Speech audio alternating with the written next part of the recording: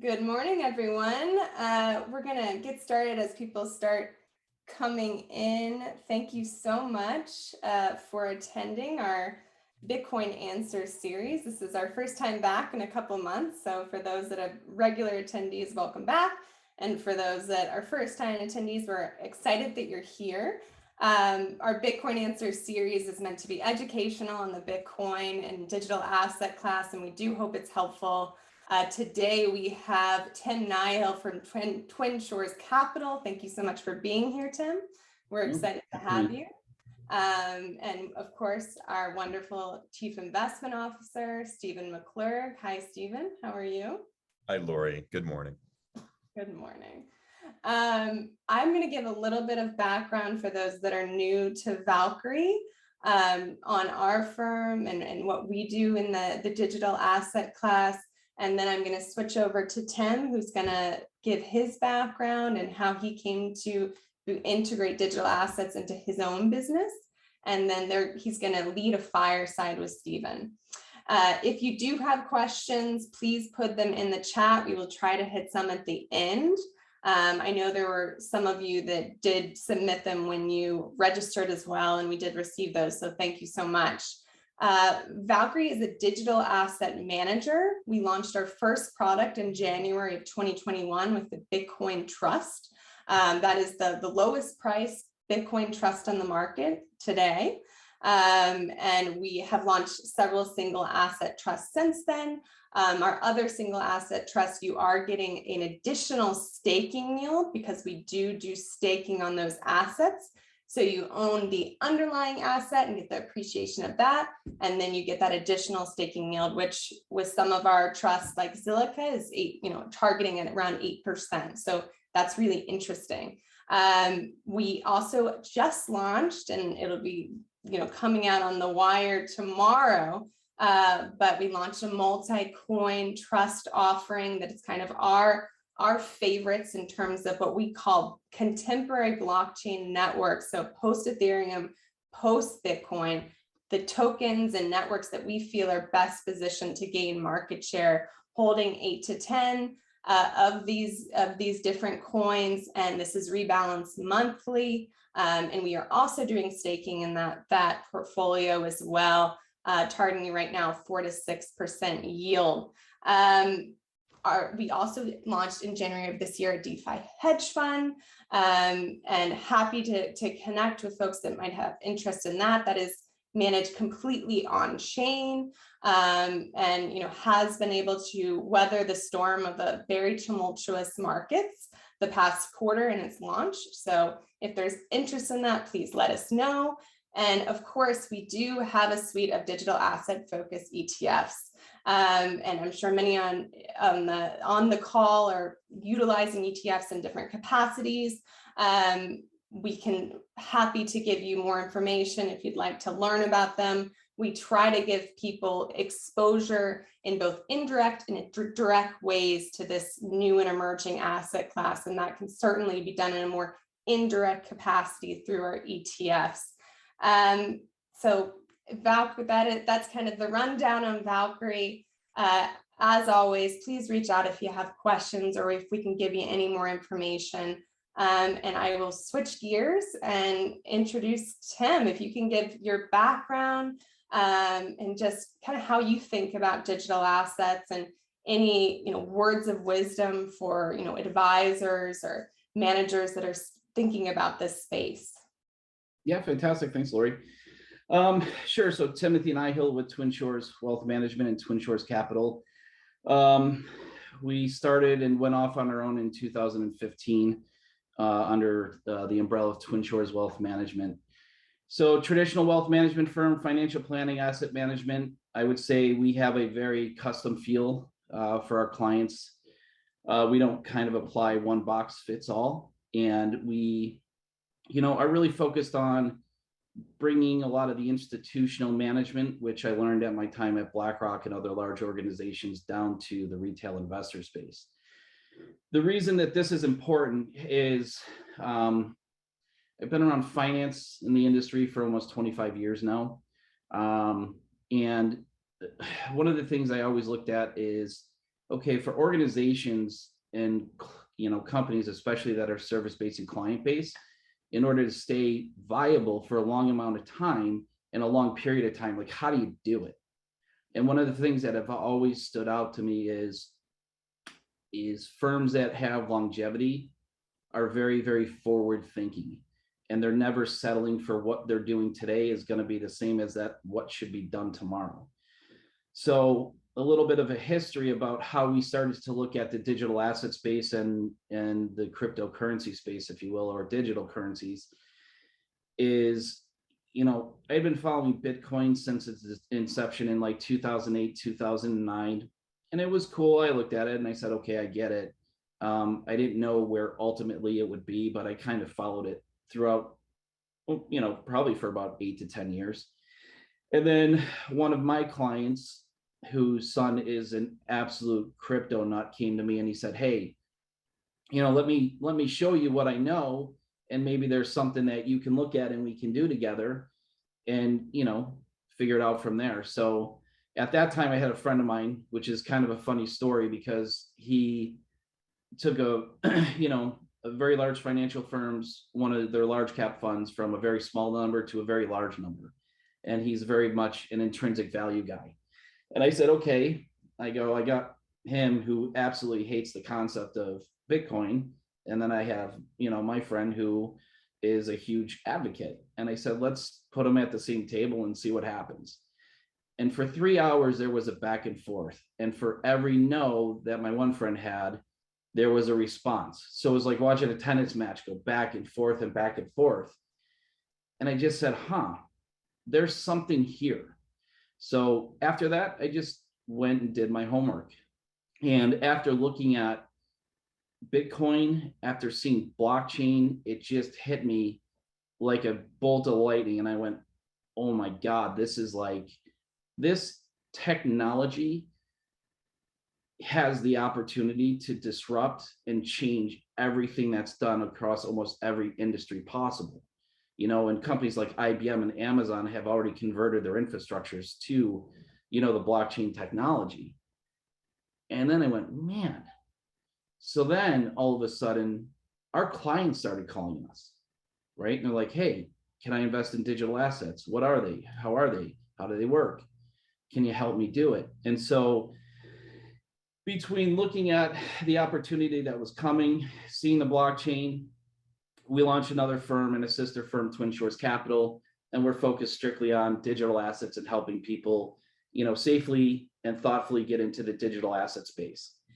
And it's kind of funny because, we focus a lot on taking some of your traditional wealth management, investment management structure and bringing that over into the digital asset space. So managed account, retirement accounts, 401k accounts. Something that hopefully, Steve, we can talk about a little bit are stable coins and the bond market. I know that's a pretty big topic, and I think digital assets offer a good solution for one of the biggest problems that we have. And then on top of that, it's just talking about really how we help people get in. And it was kind of funny because it got to the point where one of my clients about 9 months ago, he's one of the best guys I've ever met, 76 years old. During COVID, he got a computer for the first time just so he could play Scrabble online. So we're doing a review of his investments and all of his accounts. And out of nowhere, Bob looks at me and goes, hey, Tim, do you know anything about this doggy coin? And I said, Bob, you mean Dogecoin? He's like, yeah, that's the one. And I'm like, you don't even have a computer. How do you know about Dogecoin? So it's kind of funny. It's a conversation that just is happening across tables across the country. And I said, Bob, we'll help you buy and get into the digital asset space.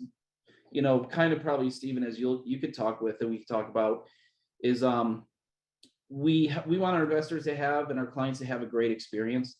So we're looking for coins and investments and strategies that we use that they have real blockchain applications.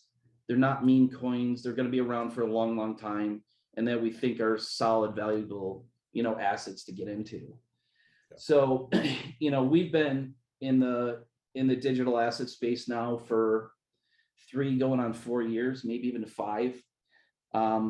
For us, just the ability to talk about it is unbelievably massive, because people are looking for really education. They're looking for people that can help them understand what it is and if it makes sense to them. And then for us on our side of the world, we're just helping people and saying, listen, no matter where you are and how comfortable you are, at some point, like now, part of your investments need to be in this technology and have exposure to this channel. So whether it's, helping people go and buy the coins directly and have their accounts on a platform like Coinbase or Gemini, or, like on the retail side, we custody with TD Ameritrade or TD Schwab, if you will. How do we get if you don't want to go directly in the coin, I still know that as an investment person and as your wealth manager, we have to have exposure. So, Valkyrie's obviously, someone we use their ETFs. We make this a part of their portfolios because we just see the opportunity is massive. And I think of it almost as like, it's almost like getting into Amazon and Apple and IBM at the ground floor. I mean, especially after what you see at the conferences and with the metaverse and stuff, I'm like, the opportunity is just mind-blowing. Yeah, it really is. I mean, we, my kind of origin story is I was a bond manager, and which to a lot of people probably sounds like the most boring thing that you could do outside of the guy that watches paint dry. So I managed bonds, and I did everything from trading to research on specific areas of the bond market.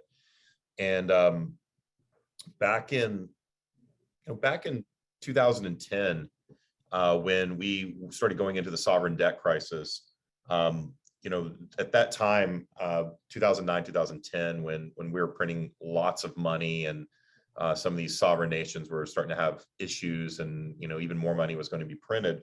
I was really interested in gold.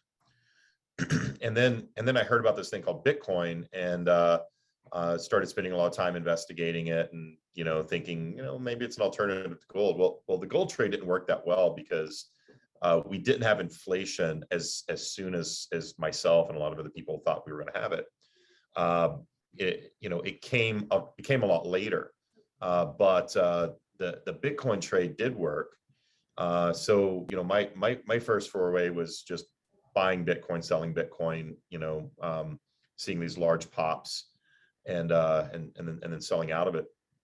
But it wasn't really until about 2015 when I started exploring smart contracts, and seeing that there was this massive opportunity for blockchain, specifically around smart contracts, to really make things like bond debentures and mortgage contracts and so many other types of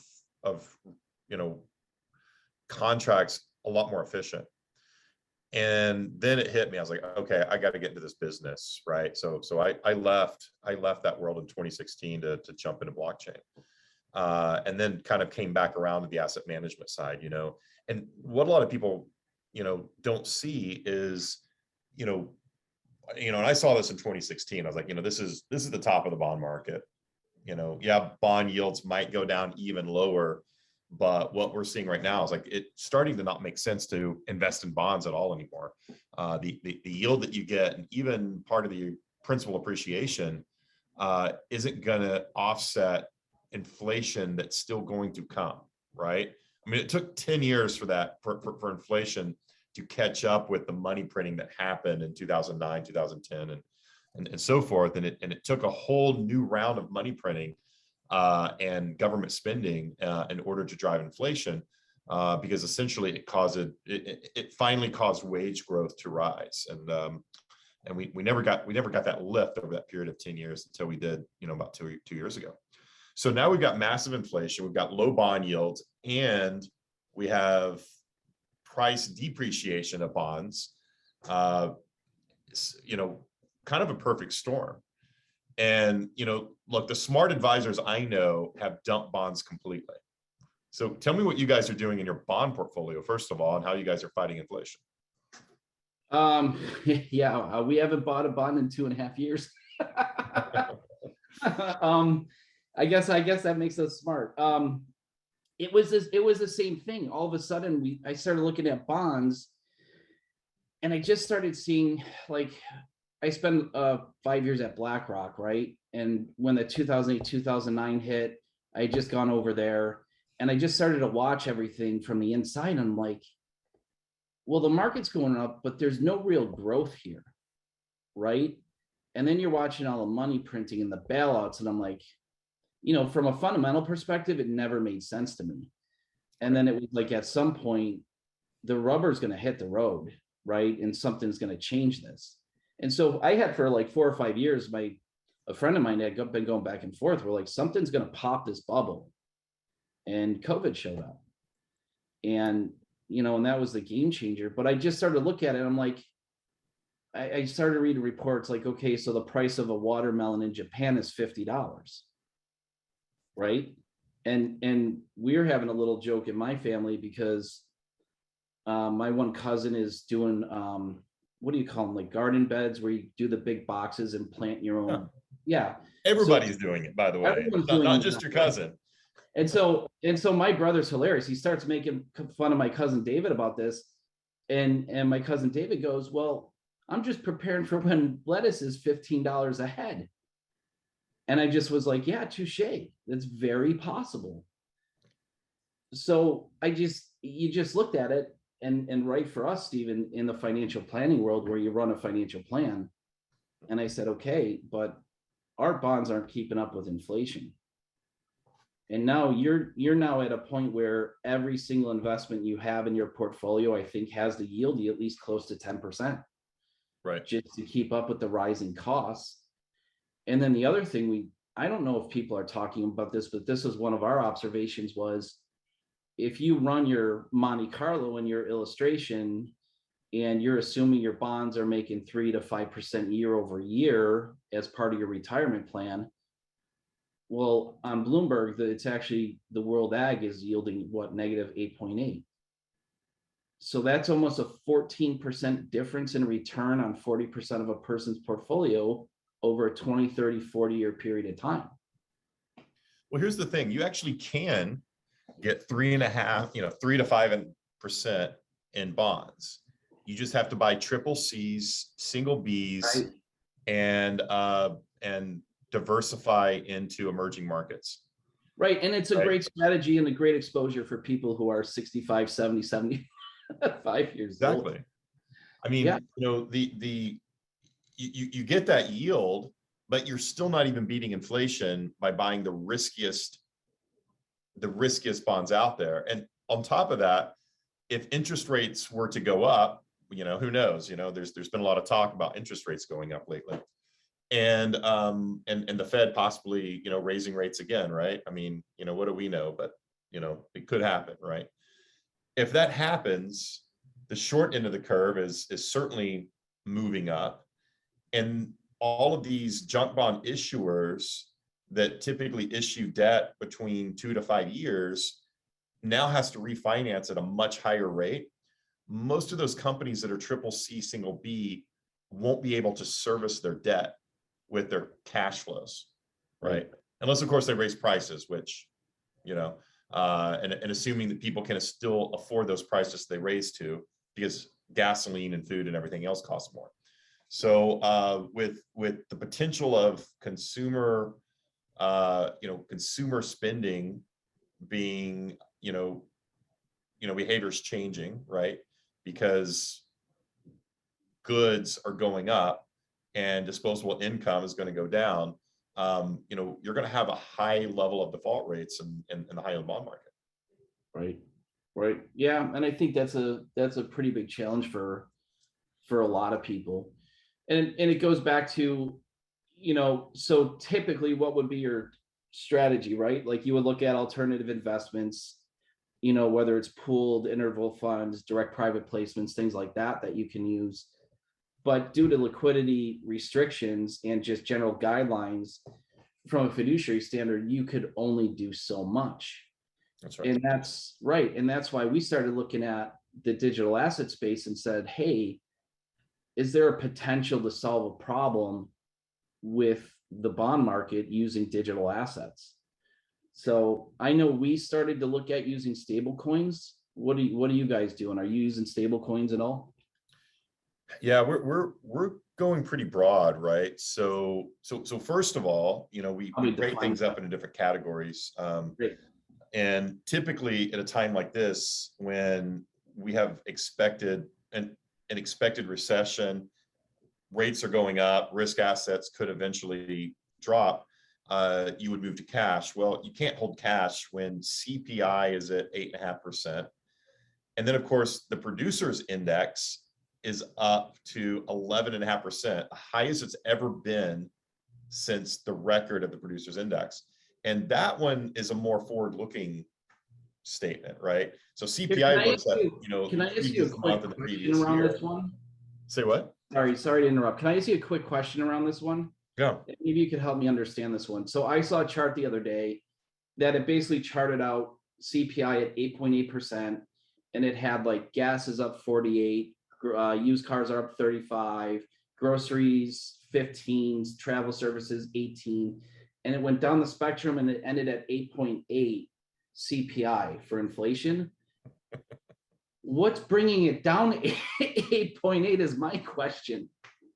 Well, if you don't like the data, change the inputs, right? Right. So that's typically what has happened with CPI over the years. The reality is, well, first of all, let's address reality. Typical working class person is experiencing about 22% inflation. It's simple math, right? So first of all, you're experiencing 22% inflation. CPI is just it's just a number that's created using interesting inputs. But we have to refer to it, right? It's the official government record. But second of all, so you're absolutely right there. Second of all, the producers index is the thing that I really like to look at, because it tracks how much it costs for manufacturers to build things. And if it's costing today 11.5% more in raw materials to produce things, plus you have labor, right? Plus you have all the other types of inflation that they have to deal with. If you do the quick math on what inflation is going to be based on the producer index, it comes out to be about the same. So not only have we experienced about 20% inflation over the last year, we will experience another 20% of inflation or more over the next year. Steve, I have 5 kids, 4 of which are really young. That's not good news for me. No. My food bill is going to be amazing. Yeah, well, if you have any relatives that are retiring or recently retired, that's terrible news for them. It's really bad news. Right, because they don't have the ability to earn more income. They're set. Right. What are you hearing from people on your side in that situation? Because on our side, it's kind of sad sometimes, because we're getting brought to the table with people trying to figure out this problem, and we're running into the situation where it's like there's nothing you can do for them. Right? Sometimes you're just like, there's nothing we can do. Right. What are you guys seeing on your side or hearing? Well, I mean, look, we're not, obviously we're a different business, so we're not working directly with retirees. But some of the, either advisors we're working with or insurance companies, they're both running into this exact same problem, right? People just can't afford to retire anymore. Now some people can, and they've made a lot, but they're selling for a lifestyle that is a lot different than they thought they were going to be selling for. A lot of people are just like, you know what, I don't even care anymore. I just don't want to work. And but no, I think a lot of people that were expecting to retire either now or soon just can't afford to do it. They probably have about 3 to 5 years worth of savings to retire, and that's not enough. Which if they were the same position 5 years ago, it would have been fine. Right. And that's such a tough conversation to have. I mean, can you imagine doing something for 30 to 40 years, depending on something, and all of a sudden being told it's not going to work? Yeah. Well, here's the crazy thing, right? Where interest rates are and where inflation is, the back of the envelope math is what previously would have taken $2 million for a working class person to retire comfortably is now takes $8 million.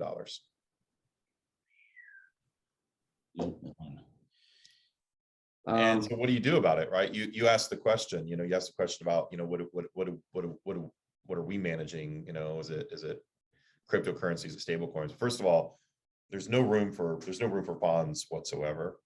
You got to blow out of bonds because you're just losing money, You're hemorrhaging. Yeah, you're hemorrhaging. Right. You can't move to cash. Well, normally you would move to cash in a situation like this, but because of the high inflation, I think Bitcoin is the new cash, right? Because if you move to cash, they can just print more of it, which means that it will be debased even further. Bitcoin has a limited supply of no more than 21 million. So any kind of limited supply currency, which Bitcoin is really the only one, is a good place to move instead of cash, first of all. And then as far as other investments go, I think we just got to change the way that we think about investing. That the 60-40 model is completely dead. We've got to change our expectations and change our modeling for the new world, which is a tech-driven world.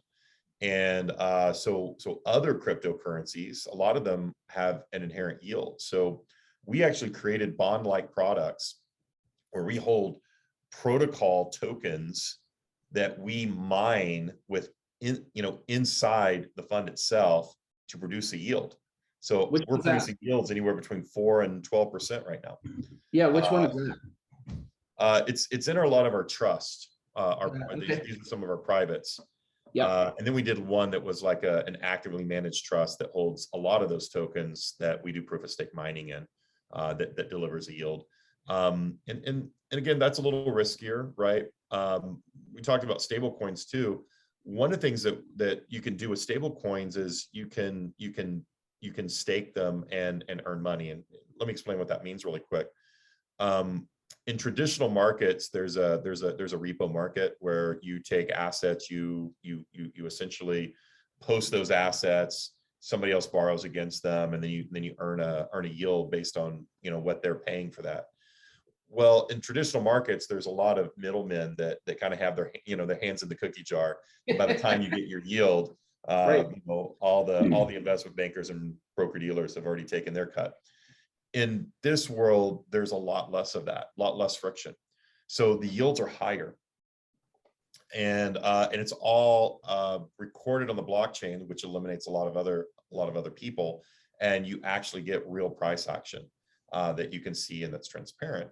So think about it as the repo market where you're taking your dollars, you're posting them, you're receiving a return. Somebody else is borrowing them on the other end and using them to buy digital assets and trading them, and then paying a yield into the system. So those types of markets, you can earn anywhere between 5 and 30%. Depending on the types of how risky you want to get in the pools. The ones that are less risky are generally between, call it 5 and 10%. Yeah. And probably come out somewhere around 8.5, which it's still a pretty good clip. Yeah. Are you finding that from your perspective, it's a more credit risk that you have to worry about there, or what are you seeing on your end? Yeah, I mean, you could call it credit risk. I tend to think about it as counterparty risk. Yeah. I kind of jokingly say that, back in between 2005 and 2007, everybody wanted to trade mortgage-backed securities with Lehman and Bear because they were the biggest guys out there, and felt like, if you trade with one of those guys, everything's going to be fine. So I tend to think about counterparty risk as, the Lehman Bear situation. You don't want to just trade with the two biggest ones, or the most trusted ones, or the seemingly trusted ones. You want to spread out those bets and then eliminate the ones that that are bad. So we really think about counterparty risk from the perspective of diversification across those counterparties, whether it's holding digital assets in custody. We don't use just one custody platform, which traditionally you would. In things like stocks and bonds, you would just say, hey, yeah, I'm going to choose, Bank of New York, and, everybody uses them, and hold my assets there. But, this is a different world, right? So we try to spread out among several different custodians. We also try to spread out against several different counterparties as we're working with them. On the custodial side, can you share maybe a couple people that you like working with for everyone who's on the call or interested? Yeah, absolutely. So the first thing I'm going to point out is a lot of these custodian platforms are also retail trading platforms. And you have to understand that the retail trading side of the business is different than the custodian side. Okay. The custodian side is usually a cold storage security situation. We've done a lot of work from an OPSEC perspective on how a lot of these custodians are set up. The ones that we like the best are Gemini and Coinbase as far as custody solutions. But again, I want to make that warning. If you're just trading on Gemini and trading on Coinbase, you're actually not using their custodian solution. You're just using their trading platform. The custodian solution is an institutional system on the back end, reserved for managers.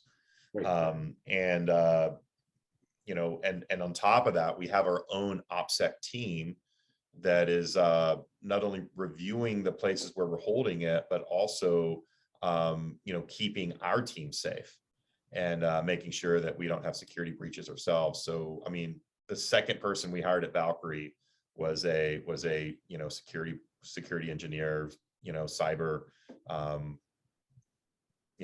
anti-hacker. Right. Maybe we should talk about that, because that came up from Christina, who's on the call, and she wanted to talk about the security concerns with investing in crypto. Yeah.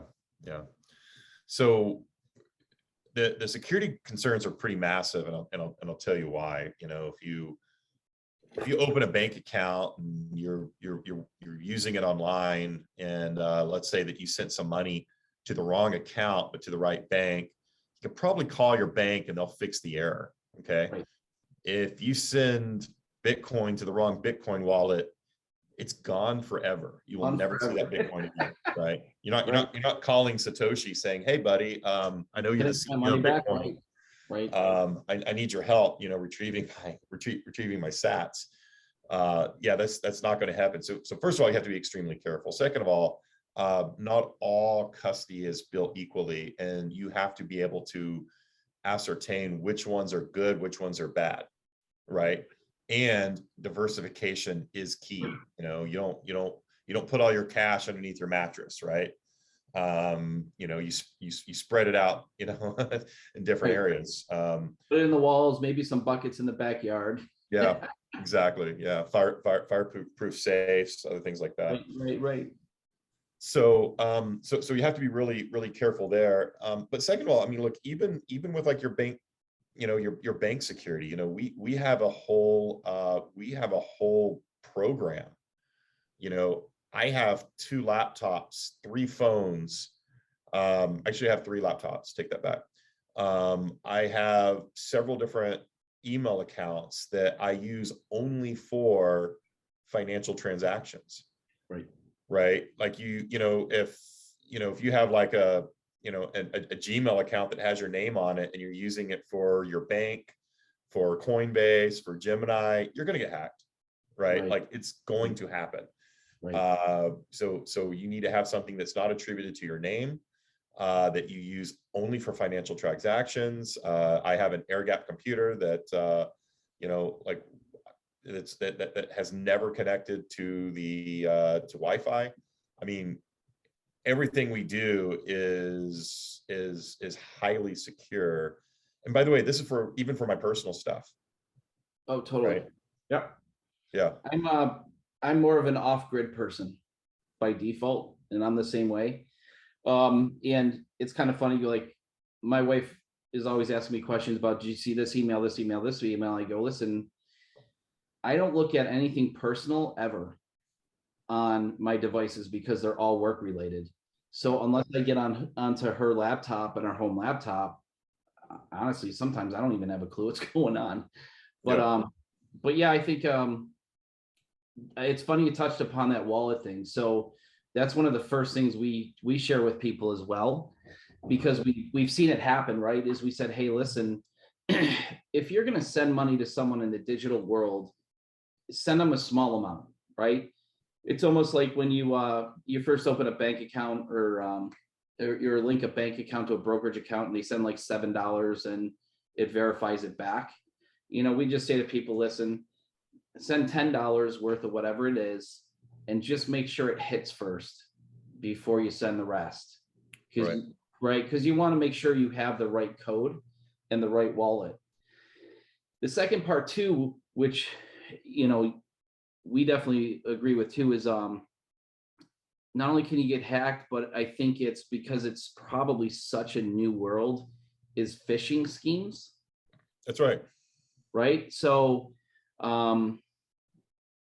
I had someone come to me back in December who literally, unfortunately, it was just a pure coincidence, I guess. He had lost his phone at the time, got a new phone, was relinking all of his accounts, got an email that said, hey, Coinbase wants to verify, send us this, this, and this.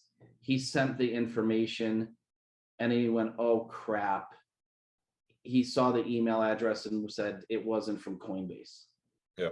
Right. And then all of a sudden, they didn't take his whole account, but they took enough to make it worth their while. And there was really nothing you could do to get it back. Yeah. Well, frankly, I mean, look, and these are the reasons why, we have some of the clients that we have too, right? I mean, look, there's a lot of people out there that have bought a bunch of Bitcoin on Coinbase or somewhere else. And then they start accumulating it and they're like, oh, I've now got a lot of money in this. How do I protect it? Right. And one of our biggest client groups are people just moving it over to us for the security. Right. And and for some of our larger clients, we actually have a white glove service with a former, counterterrorism hacker, a cybersecurity agent from the FBI who he's with us now, and he will literally walk people through how to get your Bitcoin in a secure place with us. And then we have that same service where, I mean, we have some of our clients are, somewhat famous and stuff. And one of them got his Twitter account hacked. Right. And he was like, hey, my Twitter just got hacked. I know this has nothing to do with like what I'm doing with you guys, but can you help?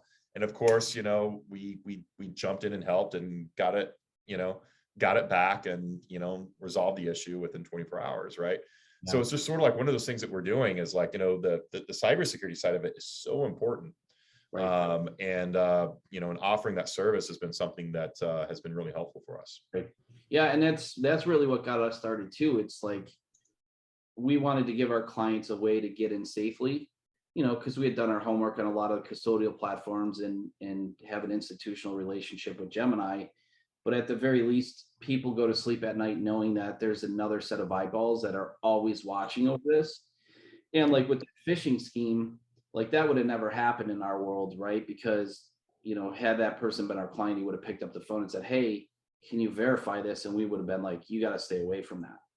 So there are definitely some things like that can be prevented. But that's good to know that you guys have that at the higher end too, because that's a big deal. Yeah, it's absolutely necessary. I mean, and by the way, it's not just crypto, right? I mean, it's everything. I mean, your identity, your entire identity can be hacked if you're not careful. Your bank accounts can be hacked if you're not careful. it's just one of those things. It's part of the new world. Right. All right, why don't we talk about how about we talk about Bitcoin a little bit? Because we talked about gold and how well that inflation trade worked a few years ago, or lack thereof. Exactly. I was probably on the same side of that one as you were too. What are your thoughts towards Bitcoin? What are your thoughts towards gold as an inflation hedge today? Especially if you're with the situation in Russia and Ukraine, the Russians have a ton of gold, but no one to sell it to. Why don't we talk about that a little bit? Yeah. Well, as a recovering bond trader, I'm probably more negative than most people out there, and I like to focus on my bad trades more than my good trades. So gold and silver were probably my worst trades ever. Thinking that I knew something about inflation about 12 years ago. Gold basically stayed flat, and silver I finally blew out. I lost a little bit of money. I think that those trades are actually kind of done.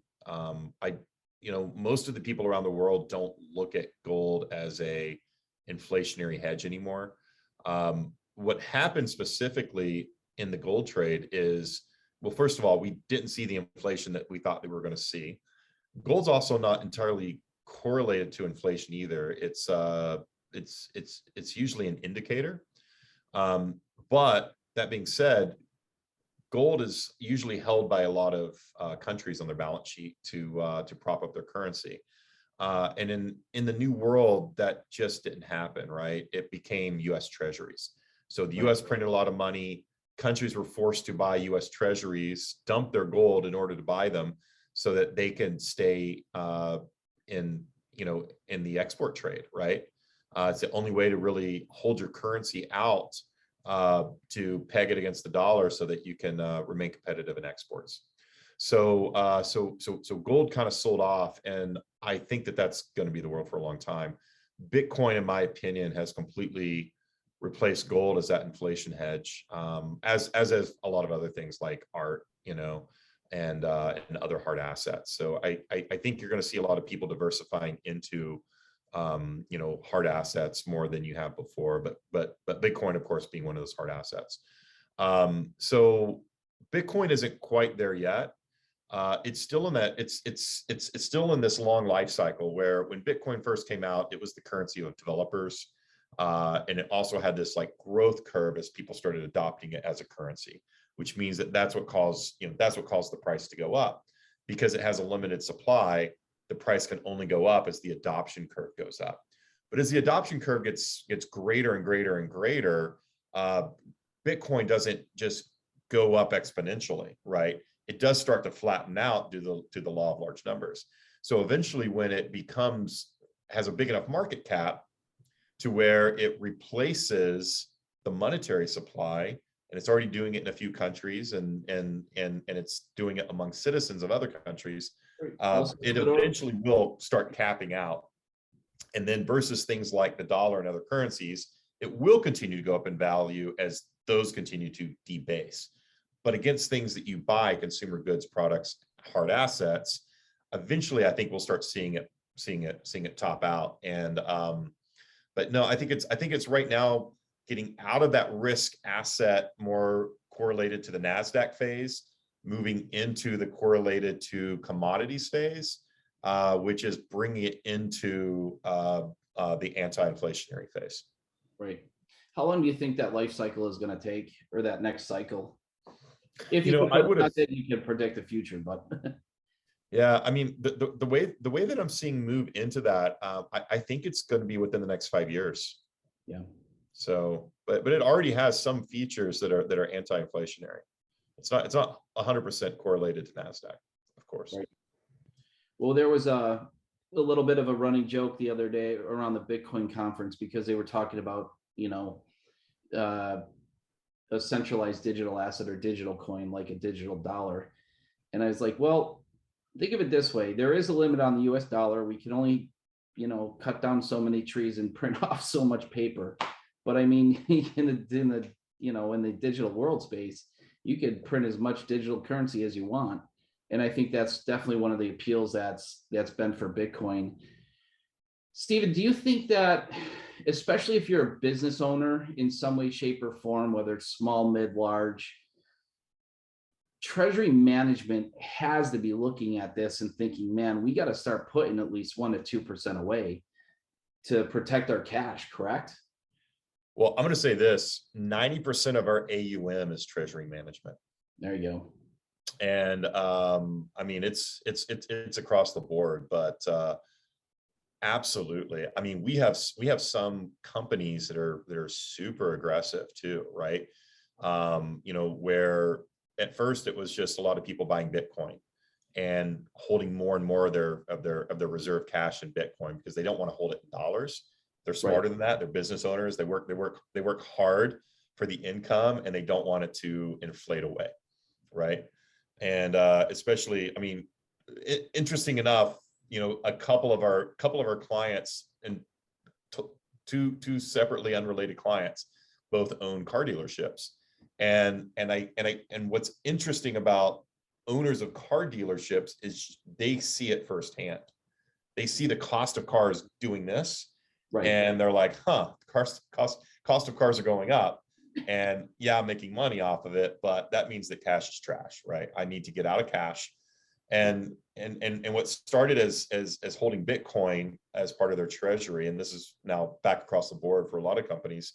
Some of them are getting more aggressive and saying, yeah, we want to buy your DeFi fund, or, you know, we want to buy into your stablecoin yield fund. And so it's getting quite interesting how they're really diversifying across a lot of different things other than, you know, sitting on Bitcoin as well. Yeah. What are your favorite DeFis that you're using right now? Well, so what we do is probably a little bit different in our DeFi fund. We use a combination of tokens and stable coins, and we're more working different liquidity pools. So depending on which liquidity pools are available, we'll own those specific tokens in order to garner that yield. And then we kind of have a risk on, risk off mechanism where if we feel like there's a lot of risk in the market, we'll move more into stable coins so that we go a little bit more market neutral. And then right now, you know, we're probably sitting about 50-50. But as far as liquidity pools go, you know, we're both arbing them. We're looking for the best ones, and obviously we're diversifying across those liquidity pools. Yep. Another question that came across the board: NFTs. So we talked about hard assets, and we're seeing a tremendous move to hard assets. Art is one of them. Do you want to talk about NFTs at all, or touch on that?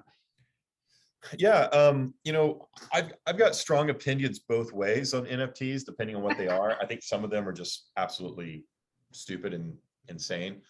The ones that are valuable, in my opinion, are either attached to hard assets or have some kind of membership component. Yeah. And then a lot of people talk about, well, you know, what about sports memorabilia? I'm like, have you ever gone and bought sports memorabilia, and other than, like, you know, the one in 1,000th time that you've like bought a Mickey Mantle rookie card and sold it for more money, everybody likes to like anchor themselves to the one thing that worked. The other 999 times they go down in value, right? Yeah. It's not a great market to be in. But you know, anything attached to a membership that's a valuable membership, I think is important. And that's going to continue to grow. I think things that are just plain digital art, you know, it's like rolling the dice, right? You know, you go out to different galleries, and there's so many artists out there of physical art. You know, some of them are going to be very famous, and the art's going to go up in value. Most of them will not. Yeah. And you know, especially if you're an amateur art collector, you know, you're probably not going to win in that trade either. You know, it's going to be worth the canvas that it was painted on. So that's kind of how I see a lot of those things. You know, the people that I find interesting, we actually have a person on our team that buys and flips NFTs, and you know, he gets the momentum trade really well and makes a lot of money off of it. But I think for like just the general person, they're going to lose, right? You're going to buy into, you know, some. You're going to buy something that's not going anywhere, and then the whole market moves away from it after you, right? It's like, Right. yeah, but it's about this GI Joe. It's like, no, it's Beanie Babies now. It's like the old baseball from the World Series with the Red Sox, the Bill Buckner ball. Well, they won a World Series. It's worthless now. No one cares. Yeah, exactly. Other digital assets. So it was kind of funny. I went to and spoke in front of a large real estate group in Atlanta last week, and they were kind of shocked and awed by what I had to say in terms of digital real estate and blockchain and how it could change their world. What are you seeing what are you seeing on your end, if anything at all, in the digital real estate space? I'm not a fan. Yeah. And I'll tell you why. There, people are like, well, what if I can tokenize real estate and then I can sell it to a bunch of people?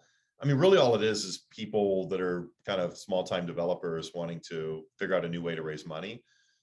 The reality is two things, right? Number one, if you want to buy something that's that's fractionalized real estate, and you want to do it, there's already a tax efficient vehicle set up for that. It's called a REIT, and they are publicly traded. So go buy a publicly traded REIT. Those people are professionals. You'll get the tax advantage. It's, tokenization does nothing. The second piece is most of the good real estate deals go to private investors that are buying the whole thing, not breaking them apart. And those are mostly going to be insurance companies. Kind of like the, third, maybe fourth tier type deals are the only ones left over that people want to tokenize. I would avoid it. Makes sense. Hi, Lori, welcome back. Thank you. This has been great. Thank you so much, Tim and Stephen, as always. I do want to wrap up just if we can touch on ETFs, because I know there are definitely advisors on the call that probably don't want to think about managing their own wallet. Maybe they would go through a private placement, but when they're advising clients, the easiest step is probably through an ETF vehicle. And I know, Tim, maybe you can speak to your experience of using them. And then, maybe Steven, you can give some commentary on the general market and how we think about it. Right. Yeah. So it's kind of interesting for our end. It's really getting people's appetite for what they want their exposure in the digital asset space to be. And then making sure that it's a part of their overall investment portfolio and their model. And where I see ETFs being a really, really good fit, or especially with people that they're just not going to get it anyways. We're still carving out. I mean, now I think our exposures are at least 10 to 15% across the board into a mold of the exposure to the blockchain technology and the future technology and what I would call disruptive technology. And part of that is, in looking at it, is I was telling Stephen earlier, like I always use my money first, playing around with things, especially new ETFs, because I worked with iShares a long time ago, and I love ETFs. I've always loved them, but I always want to see their behavior, right? So usually 100% of the time, almost before I ever put any ETF in a portfolio, I've already bought and sold it and played around with it on my own. So I just look at it like I look at what exposures can you get to DeFi, Bitcoin, and I think a really, really big one are miners. I think the cryptocurrency miners are revolutionary in the way they're going to bring new energy to the table, and I think you have to have exposure to them. And like having your mining ETF solves a big problem, because it's really hard because not a lot of those miners are listed, or there's just not enough money to go around to go company by company. So I think it provides an efficient exposure to that sector that we're looking for. And then at the same time, we know that across the board with the ETFs, we're getting what we're buying with you guys versus some of the other firms that we've looked at and kind of played around with. So we're definitely happy with that. But I would say on our end, across the board in all of our retail brokerage accounts, we've gone through and we're starting to cherry pick and say, this is going here, this is going here. And we're using ETFs for that exposure. And I think you have to now. I mean, I was talking with several advisors at the Bitcoin conference who are there. Their firms are never going to get there. At least it's going to be another 3 to 5 years before they have something tangible they're going to be able to do for their clients in this space. And by that time, it might be too late. So it was very much that conversation, like, man, you have to figure this out because it's coming. And quite frankly, it's already here. And if your advisor that's not doing this, you may not be around in 5 years. Right. And Stephen, I don't know if you have any, final thoughts on ETFs before I close this out, or, how any advice you would give to maybe advisors or investors that are looking for more indirect exposure, easy access to the space, and how they might scale up and kind of start integrating it into their practice.